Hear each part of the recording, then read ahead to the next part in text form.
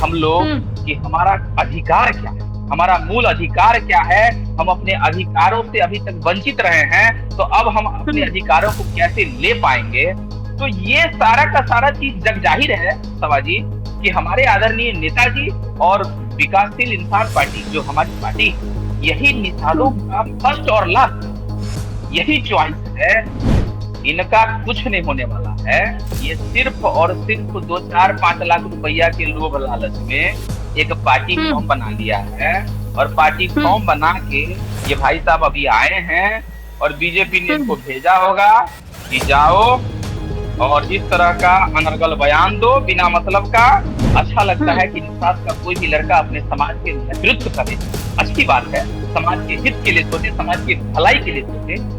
लेकिन एक वो इंसान जो देवतुल्य इंसान है, जो अपनी सारी जीवन, आप देख लीजिए, ऐसो आराम की जीवन को उन्होंने छोड़ के और निषाद समाज के उत्थान के लिए वो लड़ रहे हैं दिन रात, वैसे लोगों पे आप लांछन लगा रहे हैं। नमस्कार, न्यूज 24 बिहार झारखंड का डिजिटल प्लेटफॉर्म देख रहे हैं आप। मैं हूं आपके साथ सबा शाहिद शेख। बिहार में चुनाव से पहले ही राजनीतिक हलचलें तेज हो गई।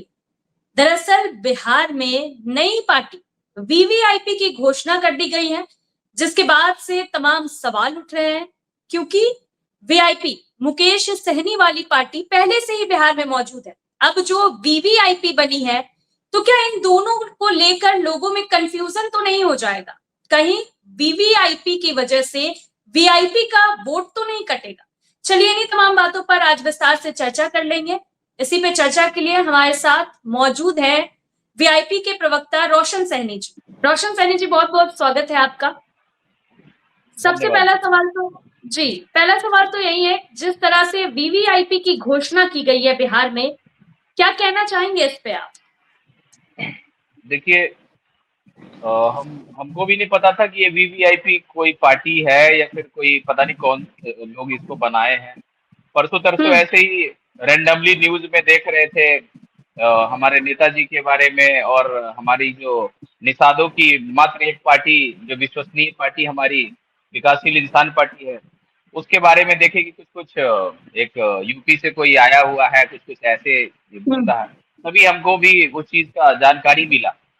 मैं आपको एक चीज से अवगत करवा देना चाहता हूँ सबा जी। जी। निषादों को इतने, आप हम्म। विगत इतिहास देख लीजिए पहले का उठा के, कोई भी ऐसा दल नहीं बना जिस दल के हम्म। तहत निषाद अपनी आस्था को जोड़ के और अपनी विश्वास को जोड़ के उसमें एक हम्म। आत्मविश्वास आए कि ये पार्टी या ये दल या ये नेता हमारे और हमारे समाज का जो है उत्थान करेगा और कल्याण करेगा। ऐसे हम्म। कोई भी न नेता आया था, न कोई पार्टी आया था, न कोई दल आया था। आप जो ये देख लीजिए, इससे पहले आज तक कोई भी नेता, कोई भी दल निषादों के हक और उनके अधिकार की लड़ाई के लिए नहीं आया था आगे। सब अपना मलाई हम्म। खाने में अपने परिवार तक ही सीमित रहने के लिए वो लोग अपना हम्म। सब कुछ किया। मात्र एक नेता और मात्र एक पार्टी, श्री मुकेश सहनी जी और हमारे जो पार्टी है, हमारा विकासशील इंसान पार्टी, यही जो है निषादों के विकल्प के तौर पे बिहार में हम्म। आए और बिहार में आके अपनी तमाम सारी चीजों को, निषादों को यहाँ पे हम लोग बताए हैं, हमारी हमारे नेताजी और हमारा पार्टी, हमारे पार्टी के कार्यकर्ता ये सब बताएं हम लोग हम्म। कि हमारा अधिकार क्या है, हमारा मूल अधिकार क्या है, हम अपने अधिकारों से अभी तक वंचित रहे हैं, तो अब हम अपने हम्म। अधिकारों को कैसे ले पाएंगे। तो ये सारा का सारा चीज जग जाहिर है सवाजी कि हमारे आदरणीय नेताजी और विकासशील इंसान पार्टी जो हमारी पार्टी है, यही निषादों हम्म। का फर्स्ट और लास्ट यही चॉइस है। और इसी में आस्था वो व्यक्त करते हैं, और इसी से तमाम हम्म। सारे निषाद, यूपी हो गया, बिहार हो गया, झारखंड हो गया, सबकी आस्था अभी वीआईपी में बनी हुई है। तो इस तरह के चुटपुटिए और किसी अरे गहरे के आने से कोई फर्क नहीं पड़ता है। और ये हम्म। आपको पता हो या नहीं हो, वो हमारे नेताजी का पहले झोला ढोते थे। आपको पता है ये बात? हम्म। जो वीवीआईपी जिसका आप नाम ले रहे हैं, जो वीवीआईपी पार्टी बनाए हैं भाई, वो भाई हमारे हम्म। नेताजी का पहले झोला ढोते थे। और वो झोला ढोने वाले अब ये बोले कि हम निषादों को हक दिलाएंगे, अधिकार दिलाएंगे, तो भाई इसमें बुरी बात नहीं है। लेकिन आप हक दिलाओ अपना, आप हक दिलाओ, अधिकार दिलाओ, आप अपने क्षेत्र में मेहनत करो, किसी के स्वच्छ छवि पे दाग लगा के और उस पे उंगली उठा के ये कार्य करने की जरूरत ना करे। नहीं तो ये बिहार है, तो बिहार में हम्म। ऑपरेशन भी अच्छे से होता है, और बिहार के जो निषाद है वो ऐसे ऐसे बहुरूपियों को बढ़िया से इलाज करना जानते हैं। रोशन जी, आपको नहीं लगता कि जनता में कंफ्यूजन की स्थिति पैदा हो सकती है? एक तरफ वीवीआईपी, एक तरफ वीआईपी, नुकसान ना उठाना पड़े कहीं?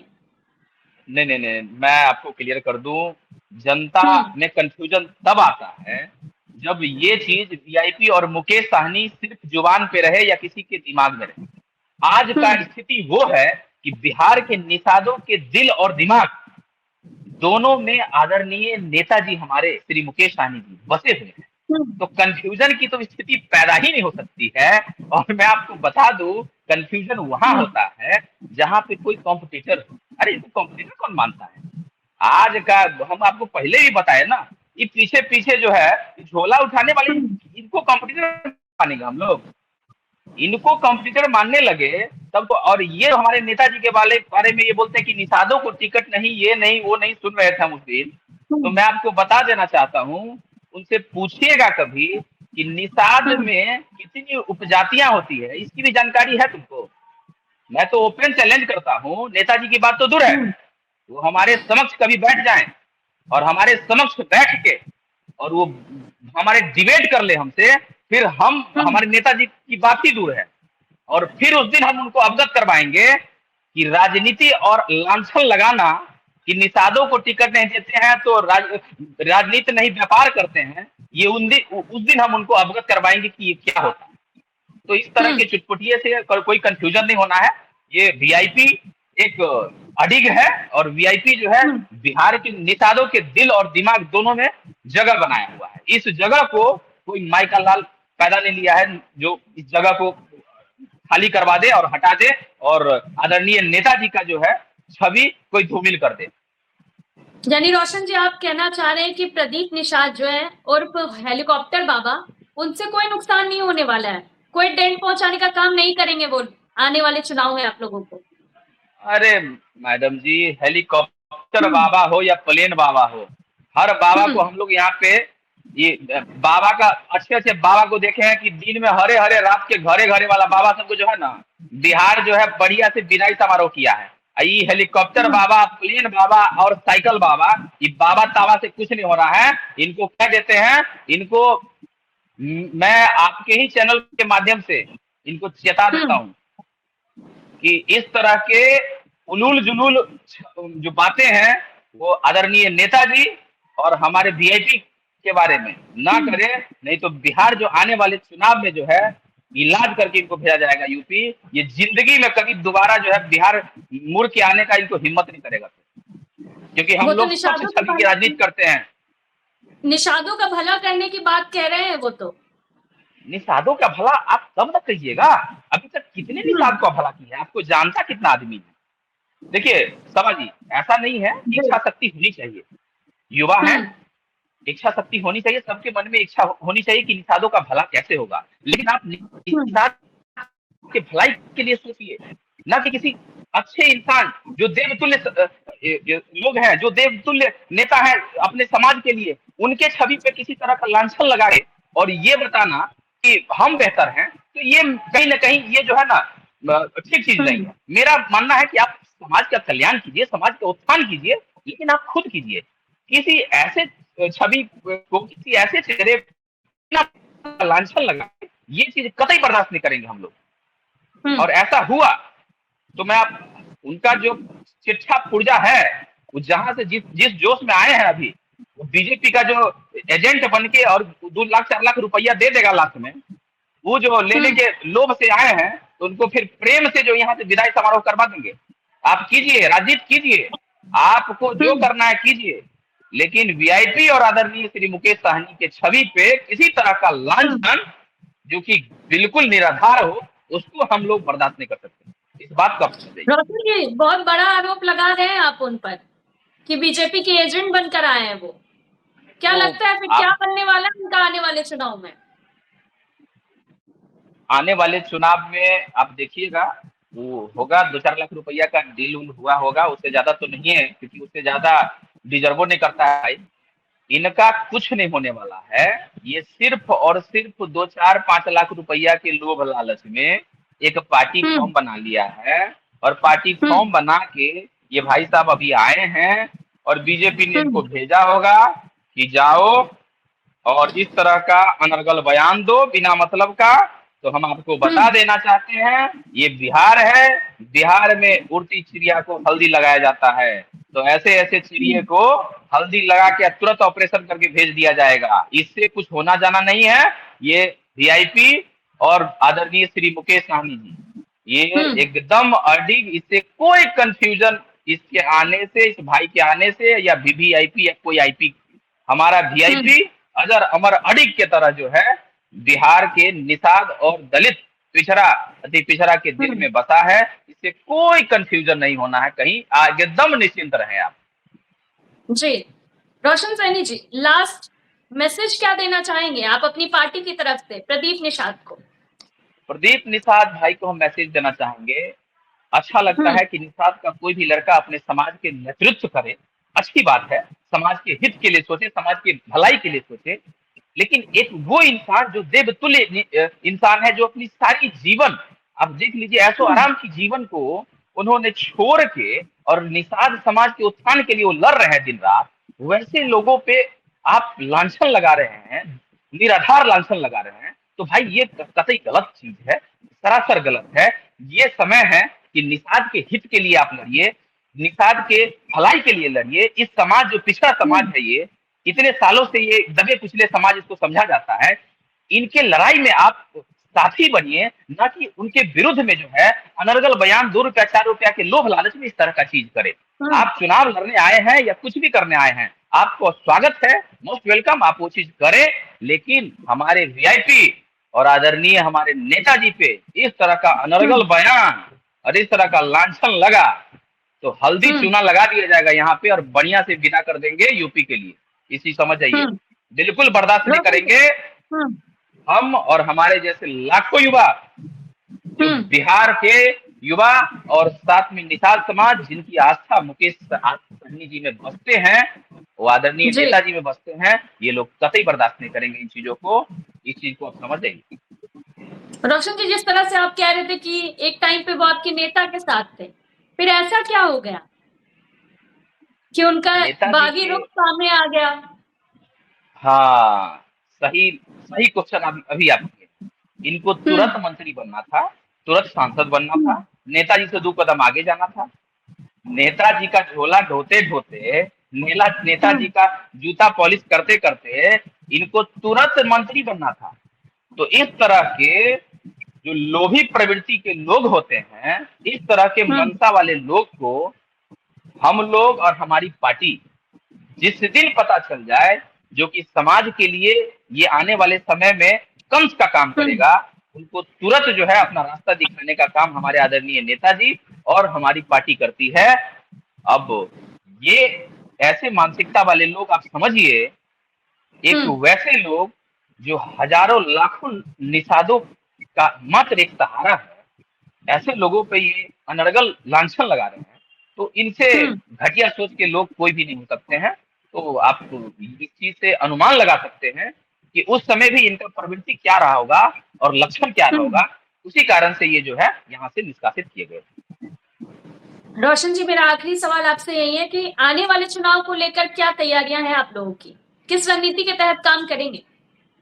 देखिए, हम सभा जी आपको बता देते हैं, महागठबंधन में जितने भी दल है, हम लोग कभी भी सीट शेयरिंग के लिए लड़ाई कर रहे हैं, ना कभी भी हमारा कितना सीट हो, हमारा कौन पोस्ट हो, क्या हो, इन तमाम सारी चीजों से हट के बिहार का उत्थान कैसे होगा, बिहार में रोजगार कैसे बढ़ेगा, बिहार में लॉ एंड ऑर्डर कैसे सुधरेगा, बिहार की स्वास्थ्य की व्यवस्था कैसे सुधरेगी, इन तमाम सारी चीजों पे। रोशन जी, बीच में 1 मिनट रोकना चाहूंगी आपको। यानी जो डिप्टी सीएम पद की बात हो रही थी, नहीं चाहिए वो अब आप लोगों को? नहीं, डिप्टी सीएम तो हमारा हक है, हमारे लाखों निषादों का वो आवाज है, वो हक है। शायद 60 सीटों की मांग रख रहे थे। 60 सीटों का मांग, 60 सीटों का मांग आदरणीय नेताजी ने हमारे जो हमारा अधिकार है उस आधार पे हम लोग 60 सीटों का मांग रखते हैं। सीट हम आपको क्या बोले सवाल जी, सीट 2-4 ऊपर नीचे हो सकती है, उसमें कोई हमारे पर नहीं बहुत बड़ी मिलेगा बात तो नहीं है चलेगा। जी। अगर भला होगा महागठबंधन को और डिप्टी सीएम का पद नहीं भी दिया जाएगा तो चलेगा। डिप्टी सीएम का पद ये आप और हमारे कहने से कुछ नहीं होता, जो लाखों करोड़ों निषाद है उनका ही मांग है कि 1 नंबर की कुर्सी पे अगर तेजस्वी प्रसाद यादव होंगे तो 2 नंबर की कुर्सी पे आदरणीय श्री मुकेश सहनी जी होंगे। तो जहां पे इन लाखों लोगों का मांग हो उसमें हमारा और आपका क्या चल सकता है। तो ये तय है कि 2 नंबर की कुर्सी पे आदरणीय नेता हमारे श्री मुकेश सहनी जी बैठेंगे, इसमें कहीं से कोई दुमत और दो राय नहीं है।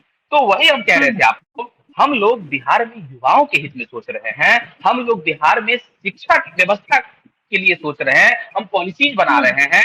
हम आने वाले समय में जब हम चुनाव जीत रहे हैं, अभी हमारा मैनिफेस्टो बन रहा है, हमारे उस मैनिफेस्टो में इन तमाम सारी जो चीजें हैं, अभी बेरोजगारी की क्या दर है आपको पता होगा, बिहार में ग्रेजुएट 85% युवा जो है बेरोजगार है, बेरोजगारी का ये आलम है।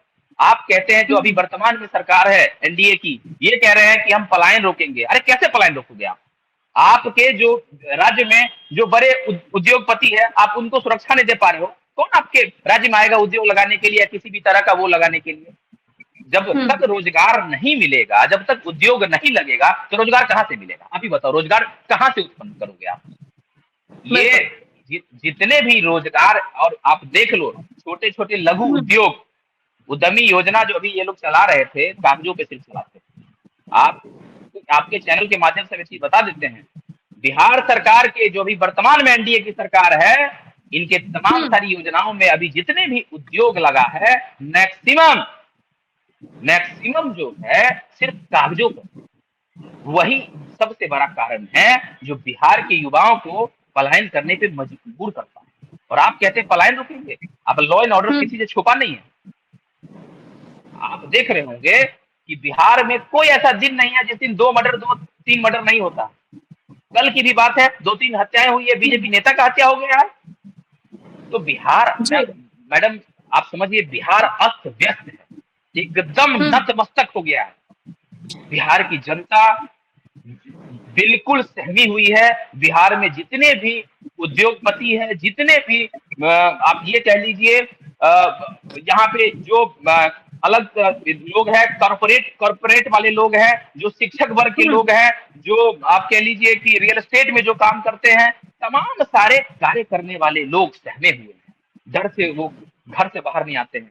तो इस तरह की जो चीजें हैं वो बिहार को दहला के रख दिया हुआ है। बिहार की जनता का एक ही पुकार है कि इस बार परिवर्तन हो और आने वाले समय तेजस्वी की सरकार हो, और यही बिहार के तमाम सारे लोगों का और सारी जनता का यही अभी पुकार है। चलिए ठीक है रोशन सैनी जी, बहुत बहुत शुक्रिया आपका हमारे साथ जुड़ने के लिए। जी बहुत बहुत धन्यवाद आप। दरअसल बिहार की राजनीति में वीवीआईपी के आने से अब सियासी हलचलें तेज हो गई है कि कहीं वीवीआईपी और वीआईपी को लेकर कोई कंफ्यूजन की स्थिति ना पैदा हो जाए, कहीं वीवीआईपी वीआईपी को डेंट पहुंचाने का काम न करे। हालांकि आने वाले समय में अब बिहार की राजनीति में क्या कुछ होने वाला है ये देखने वाली बात होगी।